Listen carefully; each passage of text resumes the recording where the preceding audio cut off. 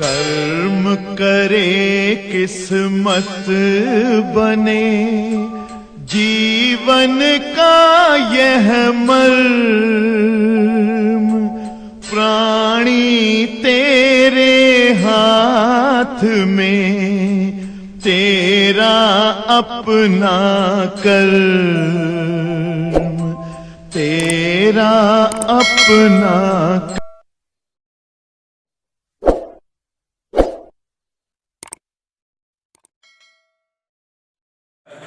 परमाणु का विविक्त ऊर्जा स्तर, वैसे हम इसको जबरदस्ती बता रहे हैं, बता चुके हैं।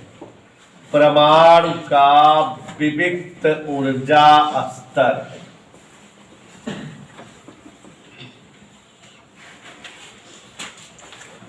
परमाणु का विविक्त ऊर्जा स्तर। विविक्त शब्द मतलब होता है विभिन्न, फंसाया है, साइंस का शब्द है।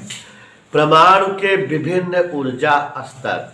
एक्चुअली में होता क्या है कि हम लोगों ने पता लगाया हुआ है, अभी कुछ दिनों पहले डेरिवेशन कराए थे कि इलेक्ट्रॉन परमाणु नाभिक के चारों ओर अलग अलग कक्षा में चक्कर करते हैं, और कोई भी इलेक्ट्रॉन किसी भी परमाणु के नाभिक के किसी भी कक्षा में जब चक्कर करता है तो हम लोगों ने डेरिवेशन किया था कि कक्षाओं की त्रिज्या कितनी होती है, कक्षाएं कितनी छोटी या बड़ी होती हैं, पहली कक्षा कितनी छोटी, दूसरी कक्षा कितनी बड़ी, तीसरी कितनी बड़ी, अलग अलग कक्षाओं का आकार प्रत्येक प्रकार के परमाणुओं के लिए हम लोगों ने निकाला था कि परमाणु त्रिज्या का व्यंजक निकलवाए थे, सूत्र आया था परमाणु त्रिज्या का। उसी सूत्र के द्वारा हम किसी भी परमाणु के, मतलब लोहा, सोना, चांदी, तांबा, पीतल, एल्युमिनियम, जस्ता, किसी भी परमाणु के किसी भी कक्षा का आकार पता कर सकते हैं। और वहीं पर डेरिवेशन किया था कि जो इलेक्ट्रॉन है अलग अलग कक्षाओं में चक्कर करते हैं, चक्कर के दौरान इलेक्ट्रॉन कैसे कैसे वेग से चक्कर करते हैं। हम लोगों ने देखा था कि इलेक्ट्रॉन जैसे पहली कक्षा में चक्कर करता है तो उसका कुछ वेग है, लेकिन जब दूसरी कक्षा में चक्कर करता है तो उसका वेग कम हो जाता है। कक्षाओं में आगे बढ़ते रहने पर कक्षा त्रिज्या तो बढ़ती रहती है, लेकिन इलेक्ट्रॉन का वेग क्या होता रहता है, कम। फिर यहीं पर हम लोगों ने डेरिवेशन किया था कि प्रत्येक कक्षा में चक्कर करते हुए इलेक्ट्रॉन के पास एक निश्चित अमाउंट की ऊर्जा होती है, गतिज ऊर्जा भी होती है, स्थितिज ऊर्जा भी होती है, दोनों का सम्मिलित स्वरूप संपूर्ण ऊर्जा भी होती है। और हम लोगों ने डेरिवेशन किया था कि किसी भी परमाणु के किसी भी कक्षा में चक्कर करते हुए इलेक्ट्रॉन की ऊर्जा -13.6 अपान n स्क्वायर इलेक्ट्रॉन वोल्ट होती है। यह हाइड्रोजन परमाणु के लिए है। हाइड्रोजन परमाणु का कैलकुलेशन किया गया था कि हाइड्रोजन परमाणु की प्रत्येक कक्षाओं में चक्कर करते हुए इलेक्ट्रॉन की ऊर्जा की मात्रा -13.6 बटा n स्क्वायर इलेक्ट्रॉन वोल्ट इतनी होती है। n की जगह 1 रख दीजिए तो पहली कक्षा में कितनी इलेक्ट्रॉन ऊर्जा रखा है, -13.6 इलेक्ट्रॉन वोल्ट।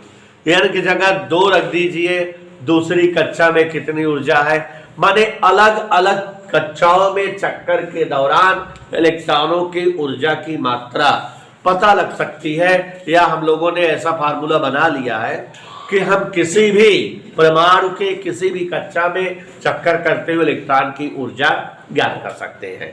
अब यहाँ एक बात और क्लियर हो रही है, चूंकि रदरफोर्ड बता चुके हैं, सत्यापित कर चुके हैं कि इलेक्ट्रॉन नाभिक के चारों ओर कक्षा में नहीं बल्कि अलग अलग कक्षाओं में चक्कर करते हैं, माने हर परमाणु में कई सारी कक्षाएं होती होंगी, ये पता लग गया।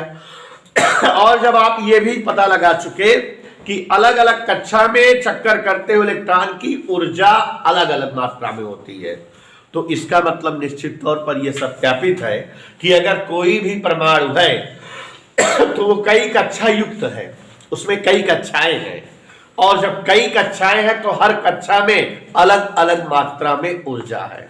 तो माने परमाणुओं में भिन्न भिन्न स्तर की या भिन्न भिन्न मात्रा की ऊर्जा होती है। इस बात को आप समझ गए कि माने ये श्योर सर्टेन है कि किसी भी परमाणु में अलग अलग कक्षाएं होंगी और हर कक्षा में ऊर्जा की मात्रा अलग होती है, तो माने परमाणु भिन्न भिन्न ऊर्जा स्तर वाला होता है। किसी परमाणु में कई लेवल की ऊर्जाएं होती हैं। कोई भी परमाणु ऐसा नहीं है कि उसमें एक ही लेवल की ऊर्जा हो, मात्र उसके पास 10 जूल ऊर्जा हो, ऐसा नहीं है। साइंटिस्टों ने यह पाया कि परमाणु कई लेवल की ऊर्जा रखे रहता है। उसके पास कुछ जगह 10 जूल ऊर्जा होती है, तो कुछ जगह 6 जूल ऊर्जा होती है, तो कुछ जगह 8 जूल ऊर्जा होती है, कुछ जगह 2 जूल ऊर्जा होती है। माने वो कई लेवल की, कई स्तर की ऊर्जा रखता है। तो अब आप समझ गए कि इसे ही हम परमाणुओं की विविक्त ऊर्जा स्तर कहते हैं।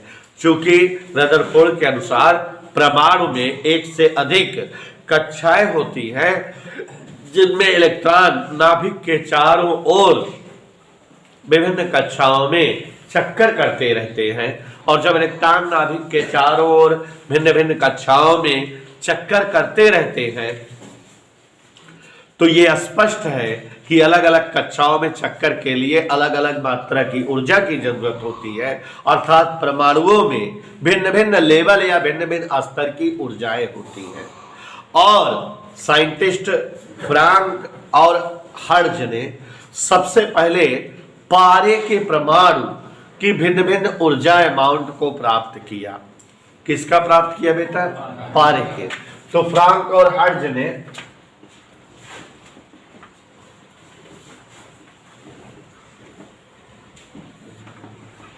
सबसे पहले पारे के परमाणु की विभिन्न ऊर्जा स्तर को प्राप्त किया, विभिन्न प्रकार के उसके ऊर्जा लेवल को दिखाया या प्राप्त किया। और ये देखा कि जैसे परमाणु का ये निम्नतम ऊर्जा स्तर है जिसको हम शून्य ऊर्जा स्तर कह रहे हैं, माने यहां जो है कोई ऊर्जा नहीं है, शून्य ऊर्जा स्तर यही शुरुआत होगी, माने निम्नतम ऊर्जा स्तर। और उसके बाद इलेक्ट्रॉन नाभिक के चारों ओर पहली कक्षा में, फिर दूसरी कक्षा में, तीसरी कक्षा में चक्कर करेगा। तो यहाँ पर ये जो है कैलकुलेशन हुआ कि पारे के परमाणु की पहली कक्षा जो होती है उस कक्षा में रहने के लिए या उस कक्षा की ऊर्जा की एक निश्चित मात्रा 4.86 इलेक्ट्रॉन वोल्ट होती है। तो अब अगर किसी परमाणु के पास 4.86 इलेक्ट्रॉन वोल्ट ऊर्जा रहेगी तो वह परमाणु एक निश्चित स्थान पर ही चक्कर करता रहेगा, एक निश्चित स्थान पर बना रहेगा, जिसे आप परमाणु की पहली कक्षा समझोगे या प्रथम ऊर्जा स्तर। तो ये एक ऊर्जा का, एनर्जी का एक लेवल है जो प्रथम ऊर्जा स्तर है और ये पारे के परमाणु के लिए है। फ्रैंक और हर्ट्ज द्वारा खोजा गया है कि यहाँ पारे के परमाणु में एक ऊर्जा स्तर या एक ऊर्जा लेवल 4.86 इलेक्ट्रॉन वोल्ट होता है कि यहाँ पर हम पहुंचते हैं तो हमको इतने अमाउंट की ऊर्जा दिखती है या इतने अमाउंट की ऊर्जा वाले इलेक्ट्रॉन चक्कर करते हुए नजर आते हैं। ठीक है, तो एक ऊर्जा लेवल ये है।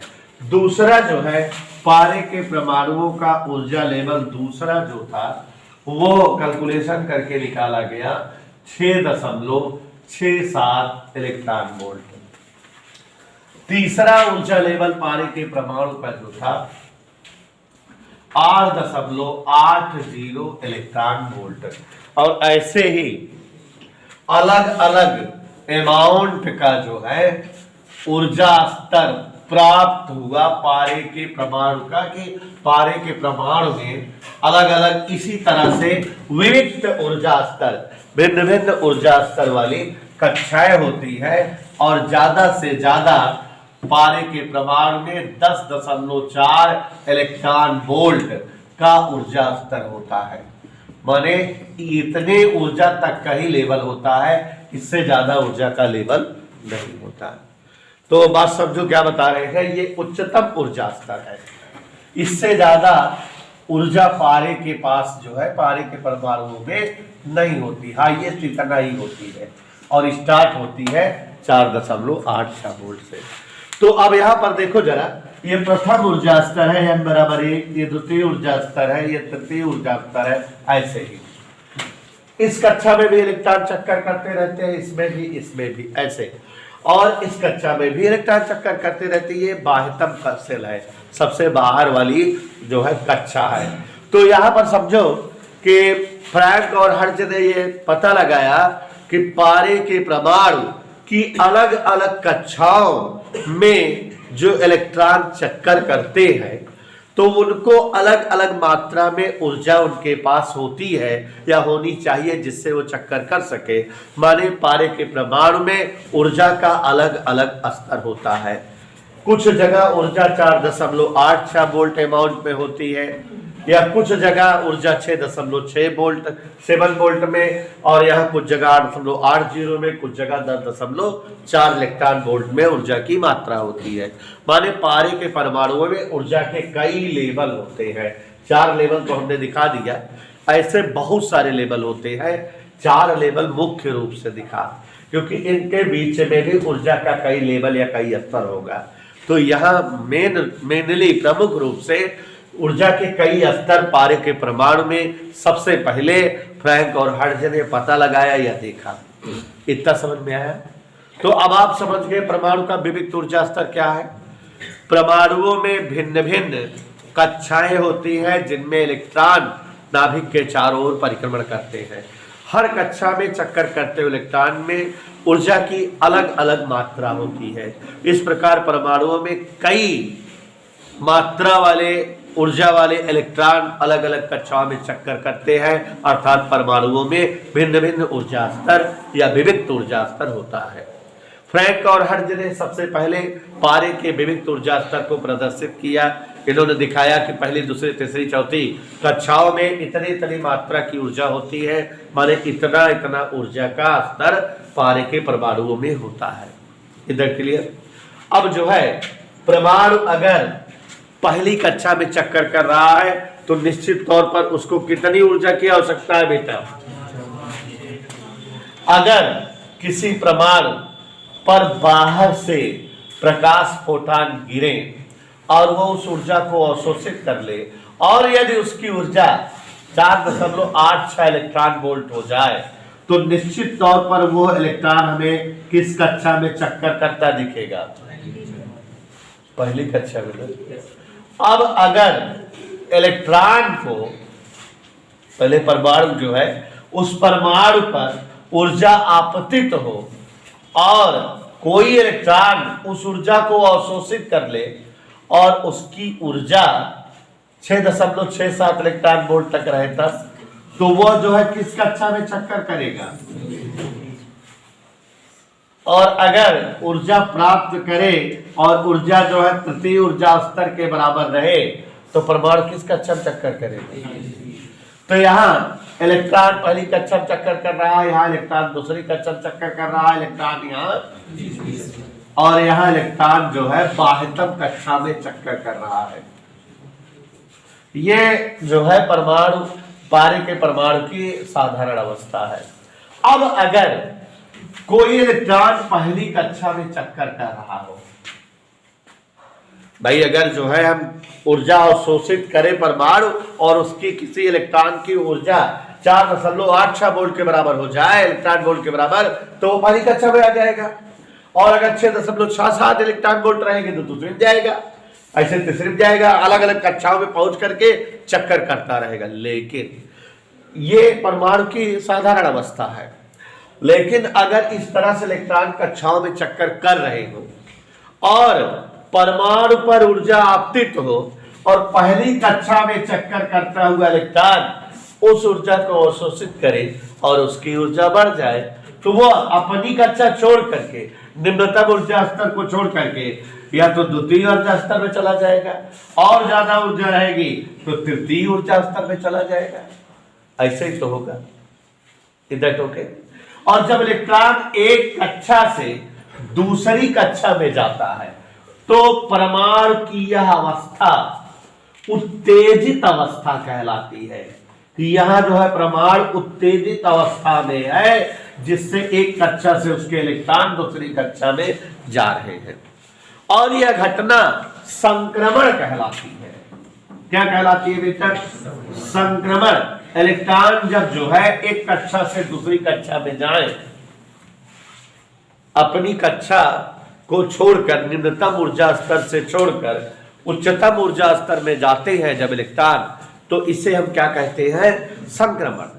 और जब एक ही कक्षा पार करते हैं तो इसे प्रथम स्तर का संक्रमण कहते हैं। और जब ऊर्जा अवशोषित करके एक कक्षा से दूसरी कक्षा में जाते हैं तो इसे अवशोषण संक्रमण कहते हैं। संक्रमण भी दो तरह का होता है। इलेक्ट्रॉन हो सकता है पहली से दूसरी में जाए, या हो सकता है दूसरी से पहली में जाए। तो इलेक्ट्रॉनों का कक्षा बदलना ही संक्रमण होता है। एक कक्षा से, एक ऊर्जा स्तर से किसी दूसरे ऊर्जा स्तर में पहुंचना संक्रमण कहलाता है। और एक ही कक्षा क्रॉस करे तो प्रथम स्तर का संक्रमण होता है। और जब इलेक्ट्रॉन ऊर्जा अवशोषित करके निम्न ऊर्जा स्तर से उच्च ऊर्जा स्तर में जाता है तो उसे जो है अवशोषण संक्रमण कहते हैं। और परमाणु की इस दौरान अवस्था क्या कहलाती है? उत्तेजित अवस्था। और इस अवस्था को पाने के लिए जितने विभव की जरूरत होती है उसे उत्तेजन विभव कहा जाता है। क्या है उत्तेजन विभव? वह न्यूनतम त्वरक विभव जो किसी परमाणु के किसी इलेक्ट्रॉन को इतनी ऊर्जा दे सके कि इलेक्ट्रॉन निम्न ऊर्जा स्तर से उच्च ऊर्जा स्तर में जा सके, उसी विभव को उत्तेजन विभव कहा जाता है। बात समझ में आई बेटा? कि हम जो है किसी परमाणु को इतना जो है ऊर्जा दे दे कि वह उत्तेजित अवस्था में आ जाए, माने उसके इलेक्ट्रॉन निम्न ऊर्जा स्तर से उच्च ऊर्जा स्तर में जाने आने लगे, तो इसी जो है विभव को उत्तेजन विभव कहते हैं। और इस यह अवस्था परमाणु की उत्तेजित अवस्था कहलाती है जबकि इलेक्ट्रॉन का आवागमन एक कक्षा से दूसरे कक्षा में हो रहा हो, और यह घटना संक्रमण कहलाती है। इधर के लिए। और अगर किसी ऊर्जा स्तर में चक्कर करते हुए इलेक्ट्रॉन की ऊर्जा जो है इतनी हो जाए, परमाणु पर ऊर्जा आपतित हो और उस ऊर्जा को कोई इलेक्ट्रॉन अवशोषित करे कि उसकी ऊर्जा इतनी ज्यादा बढ़ जाए कि वो परमाणु को छोड़कर, परमाणु कक्षाओं को छोड़कर बाहर हो जाए। माने अगर किसी इलेक्ट्रॉन की ऊर्जा 10.4 इलेक्ट्रॉन वोल्ट से भी ज्यादा हो जाए तो वो इलेक्ट्रॉन परमाणु कक्षा से बाहर निकल जाएगा कि नहीं? और परमाणु की यह अवस्था आयनित अवस्था कहलाती है, और इसके लिए आवश्यक विभव आयनन विभव कहलाता है, और यह घटना आयनन कहलाती है। तो यहां परमाणुओं में दो प्रकार की घटनाएं होती है, उत्तेजन और आयनन। उत्तेजन क्या है, आयनन क्या है? दोनों एक ही चीज है, एक छोटा सा फर्क है। उत्तेजन क्या है? जब परमाणु का इलेक्ट्रॉन निम्न ऊर्जा स्तर से किसी भी उच्च ऊर्जा स्तर में जाए या किसी उच्च ऊर्जा स्तर से निम्न ऊर्जा स्तर में आए तो इसे उत्तेजन कहते हैं। परमाणु की अवस्था उत्तेजित अवस्था कहलाती है। अब आयनन क्या है? जब जो है परमाणु का कोई इलेक्ट्रॉन परमाणु की कक्षाओं को छोड़कर या परमाणु से बाहर निकल जाए, एक कक्षा दूसरे कक्षा में आए, पूरे परमाणु को त्याग दे, तो जब कोई इलेक्ट्रॉन परमाणु से बाहर निकल जाए ऊर्जा अवशोषित करके, तो यह अवस्था परमाणु की आयनित अवस्था और यह घटना आयनन कहलाती है, और इसलिए आवश्यक विभव आयनन विभव कहलाता है। तो यहाँ पारे का जो है आपको हमने उत्तेजित अवस्था भी दिखाई, बता दिया कि अगर परमाणु ऊर्जा अवशोषित करता है तो उसके इलेक्ट्रॉन निम्न ऊर्जा स्तर से उच्च ऊर्जा स्तर में जाते हैं, परमाणु की अवस्था उत्तेजित अवस्था, इसके लिए आवश्यक विभव उत्तेजन विभव। और यदि परमाणु के इलेक्ट्रॉन ऊर्जा अवशोषित करके परमाणु की कक्षाओं को छोड़कर परमाणु से बाहर निकल जाए, माने उनकी ऊर्जा 10.4 इलेक्ट्रॉन वोल्ट से भी अधिक हो जाए, तो यह अवस्था आयनित अवस्था और यह घटना आयनन कहलाती है। और परमाणु का एक कक्षा से, इलेक्ट्रॉनों का एक कक्षा से दूसरे कक्षा में जाना संक्रमण कहलाता है। संक्रमण दो तरह से होता है, अवशोषण संक्रमण, उत्सर्जन संक्रमण। यहाँ चित्र में जो फिगर बनी हुई है यह अवशोषण संक्रमण का है, कि यहाँ पर आपको दिखाई दे रहा है इलेक्ट्रॉन ऊर्जा अवशोषित करके पहली से जो है दूसरी में जा रहे हैं, या पहली से तीसरी में, या पहली से अंतिम कक्षा में जा रहे हैं। ये संक्रमण जो है अवशोषण संक्रमण है। और ये अवशोषण संक्रमण बेटा यह उत्तेजन अवस्था बहुत कम समय तक होती है, 10⁻⁸ सेकंड के अल्प समय तक। जब इलेक्ट्रॉन एक ही कक्षा क्रॉस करता है तो ये प्रथम स्तर का संक्रमण है, और जब 2 कक्षा क्रॉस कर गया, पहली से तीसरी पहुंच गया, तो यहाँ पर कौन सा बने, ये जो है प्रथम स्तर का संक्रमण है, ये द्वितीय स्तर का, और ये यहाँ बेटा हम अवशोषण संक्रमण का फिगर बनाए हुए हैं। इसका उल्टा भी होता है, भिन्न भिन्न कक्षाओं में चक्कर करते हुए इलेक्ट्रॉन अगर अपनी ऊर्जा को उत्सर्जित करता है तो वो उच्च ऊर्जा स्तर से निम्न ऊर्जा स्तर में पहुंच जाता है। जैसे चौथी कक्षा का इलेक्ट्रॉन अपनी ऊर्जा को अगर उत्सर्जित कर दे, उसकी ऊर्जा अगर जो है 10.4 से घट करके 8.8 आ जाए, तो वो चौथी कक्षा से तीसरी कक्षा में पहुंच जाएगा। यह अवस्था परमाणु की उत्तेजित अवस्था कहलाएगी, और यह घटना संक्रमण कहलाएगी। यहां संक्रमण जो है उत्सर्जन संक्रमण है। कौन सा संक्रमण है? Is that clear? और अगर ये अपनी ऊर्जा और ज्यादा उत्सर्जित कर दे, चौथी से तीसरी में भी आ सकता है, चौथी से दूसरी में, चौथी से पहली में, तो उस तरह का संक्रमण क्या होगा बेटा? उत्सर्जन संक्रमण। तो संक्रमण 2 प्रकार के होते हैं, आप समझ गए मेरे ख्याल से। ये हम नीचे से ऊपर की ओर जो है एरो बनाए हैं, तो ये जो है हमारा ऊर्जा अवशोषित करके इलेक्ट्रॉन का निम्न ऊर्जा स्तर से उच्च ऊर्जा स्तर में जाना प्रकट हो रहा है, ये अवशोषण संक्रमण दिख रहा है। उल्टा बना दे, वहां से यहां तक बना दे, या वहां से यहां तक बना दे, या वहां से यहां तक बना दे, तो ये जो है उत्सर्जन संक्रमण प्रयुक्त होगा। तो हमारी इच्छा है, हम चाहते भी हैं कि आप जो विविध ऊर्जा स्तर वाला हेडिंग डाले हो उसमें भी यह चित्र बना लो। सुनो जरा, और जो अभी अभी थोड़ी देर पहले लिखाए हैं अवशोषण संक्रमण, उसमें भी यही चित्र बना लो, और फिर हेडिंग डालोगे जो डाले हो उत्सर्जन संक्रमण, उसमें इस तीर का चिन्ह उल्टा कर दो। चौथे से तीसरे में, चौथे से दूसरे में, चौथे से पहले में चित्र बना सकते हो आप सभी। और समझ में भी तीनों टॉपिक आ गया, यही लिखा है।